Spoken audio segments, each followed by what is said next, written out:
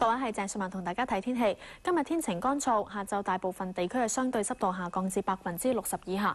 見到廣東沿岸咧係冇乜雲㗎，咁大致天晴。而喺菲律賓嘅一大片雲團呢，就係超強颱風鯰魚啊，覆蓋範圍好大。鯰魚集結喺馬尼拉以北大約290公里，預料向西或者西南偏西移動，時速大約係16公里，橫過呂宋北部進入南海。我哋要密切留意住佢嘅動向啦。天文台錄得氣温介乎25.2至30.4度，相對濕度喺55%至84%之間，吹和緩北至東北風，風勢間中清勁。而家嘅氣温就係26度，相對濕度73%。天文台有微量嘅雨量記錄。跟住大家天氣先生預測。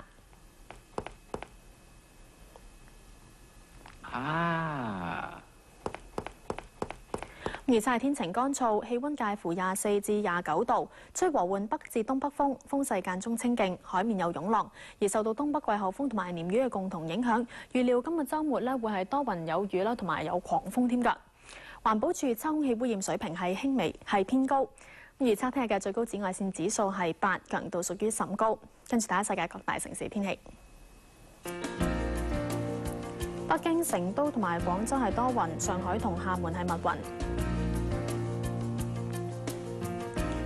澳門天晴，台北有驟雨，首爾同東京多雲，馬尼拉有雨。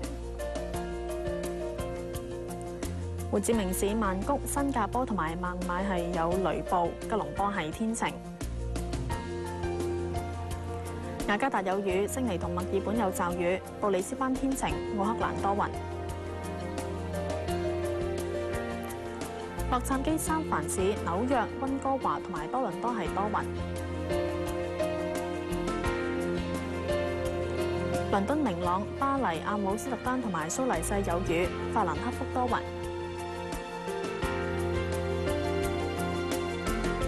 呢次天氣報告完啦，拜拜。